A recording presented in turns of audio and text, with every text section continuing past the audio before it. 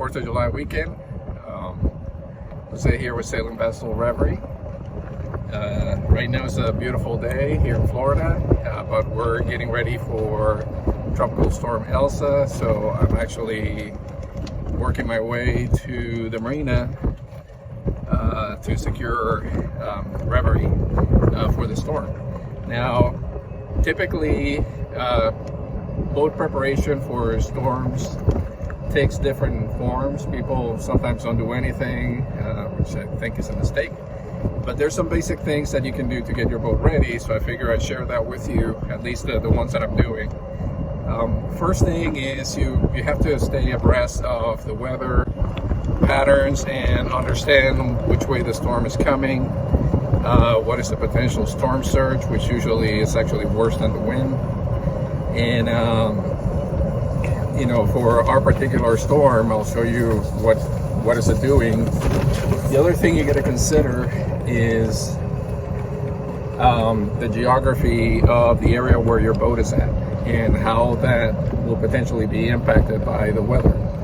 So here in Tampa Bay, we're pretty well protected, and I'm going to show you a little bit of what I'm talking about.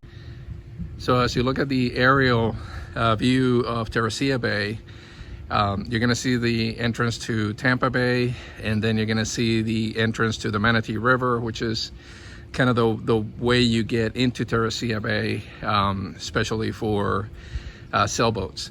So you have a lot of land kind of in the way between the Tampa Bay entrance and us here in the basin. And then as you look at Tampa Bay, our basin, the area where we keep our boat, is actually even more protected because you have another shallow area and then an entry into the main basin, which you see here. So back there, you have a lot of homes. There's condos. There's a very high tree line that runs around there, but we still get a lot of inflow. So our biggest concern with this area is going to be the flood, you know, the storm surge. So in our bay, water can come up to about 2.5 feet when we have a high tide. Okay, another thing that I normally do is I check the tide charts, the tide tables. And if you look at today, which is Monday, we're gonna have a high tide at 9:32, then slack, and then low tide in the afternoon. For tomorrow, when the storm's gonna be coming in, we're gonna have a high tide at basically 12:48 in the morning. So this is basically 00:48. So 48 minutes into Tuesday, we're gonna have high tide, and then we're gonna have high tide again at 10:06. So the storm is supposed to be getting to our area where we're going to have any kind of storm surge more towards noontime into the afternoon. So we're going to have a low tide basically at 3:58 and then at 6:42, which is good for us.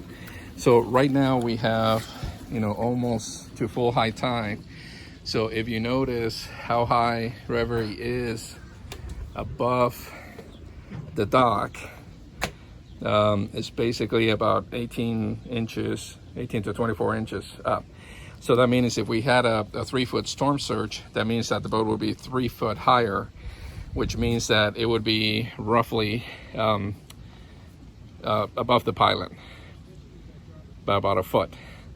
So those are the things you have to consider when you're doing your planning. Now, we're not gonna get full storm surge effect here because we're not immediately on the coast. So we have the bay, we have the mouth of the river, we have the entrance into Tampa Bay, then we have the entrance into the Manatee River.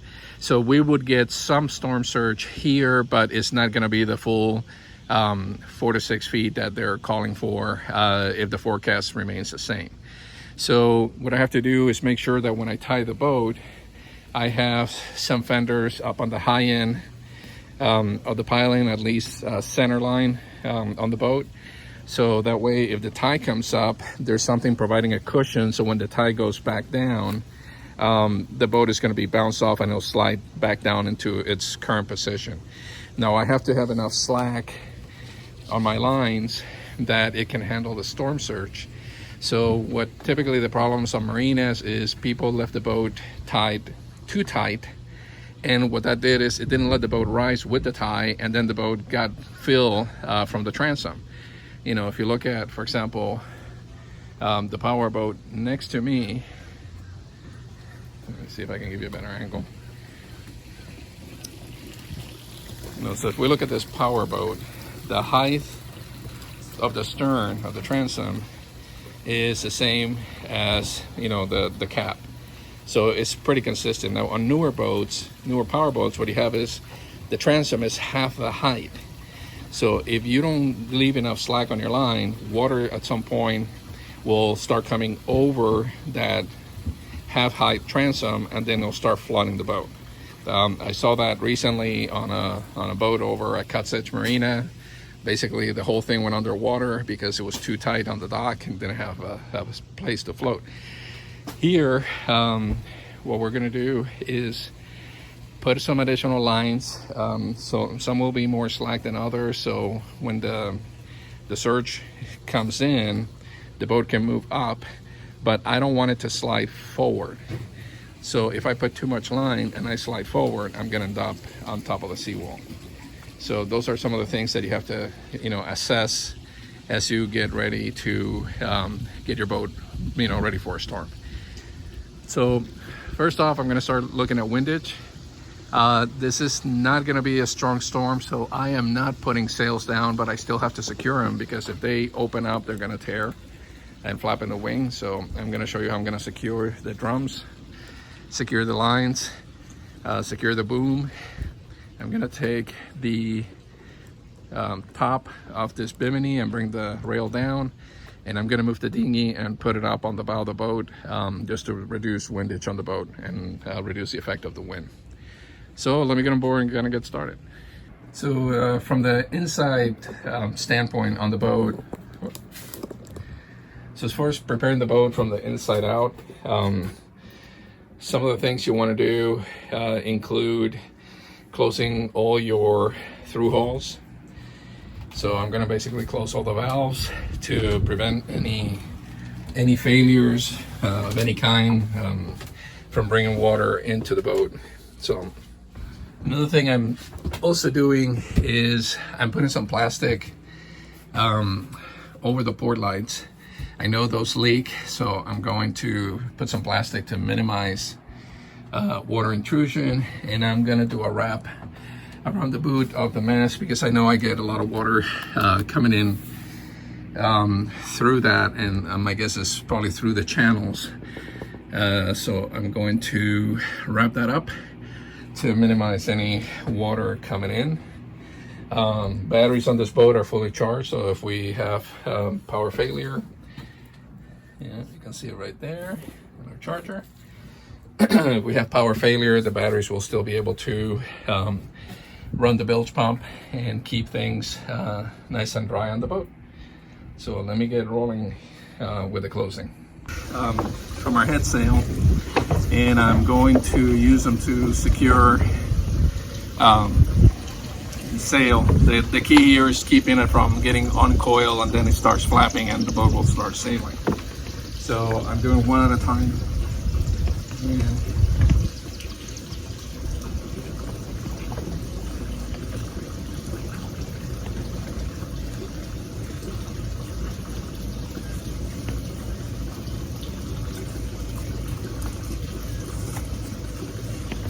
Basically just going through it and creating a trap. Just passing it through like this. Tighten it up.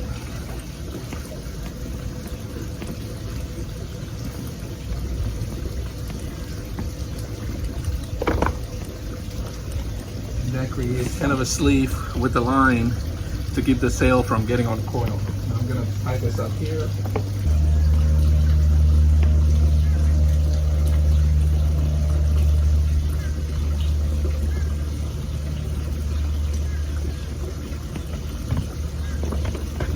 The rest canvas I'm just going to put inside the anchor locker.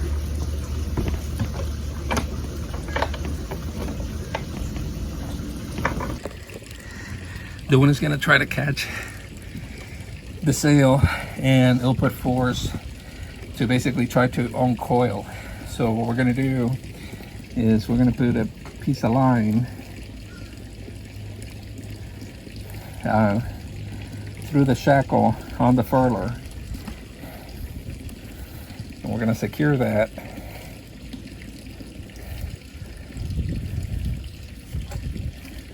little bow line, and we're going to tie that a couple of times around the stanchion. Okay.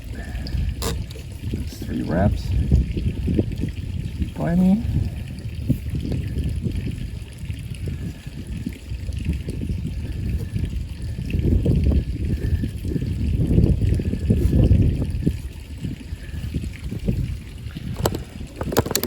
Okay. So what that'll do is, if the wind is putting pressure on the sail, it won't let the sail come loose. So in addition to having my wraps this way, I'm locking the drum down, and that should provide plenty of protection. Now, if the winds were stronger, I would be taking the sails down. So if this was a category 1 or 2 or higher hurricane, I would definitely be taking the sails down. But for tropical storm, I can get away with just securing the sails and just reducing the windage, taking the canvas down, and securing it from getting open up.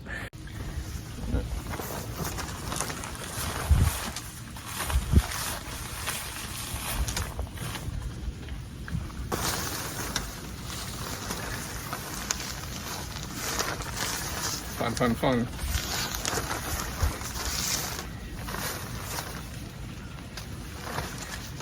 It's about as much fun putting it up as it is taking it down. Well, this is still one of the projects I have to work on. I don't have canvas for the Bimini or Dodger, and that's something I want to do on this boat, but I'm not.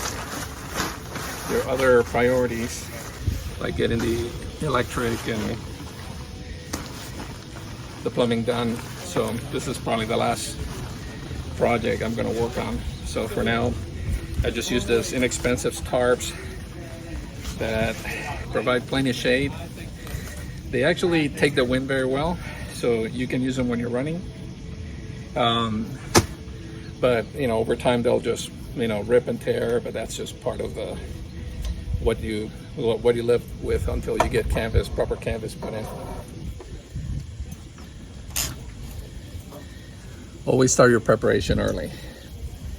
That way you can take your time. You're not rushing, trying to get stuff at the last minute.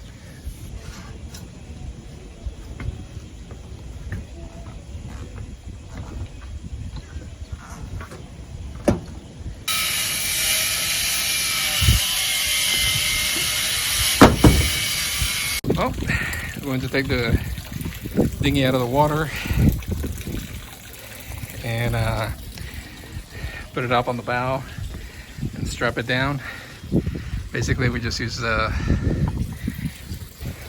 spinnaker halyard, and with all the rain, there's some water in it, but it's just draining. I'm just gonna let it drain. Okay, gang, so we got all our preparations completed. We got double lines going to the bow. Stern spring lines are double up. We have fenders on the points of contact, high and low. And the way the boat is tied up, even if the tie goes up 3 feet, it won't hook up on top of the pylons. It'll stay off the pylons, which is really what we're looking for. Dinghy is on deck, strapped down. We put the boom down and tie it up, so it's not going to be swinging around. secure the motor, and that's it for now. Okay, gang, so that's it for now. We got Reverie as secure as we can get it here in the dock, and we're ready for Elsa as best we can. If you're here in Florida, stay safe. Take time now to get your boat ready and secure everything. If not, it's out of your hands. Let it be. Don't take chances. So that's it for this episode. We'll see you guys after the storm. Catch you later.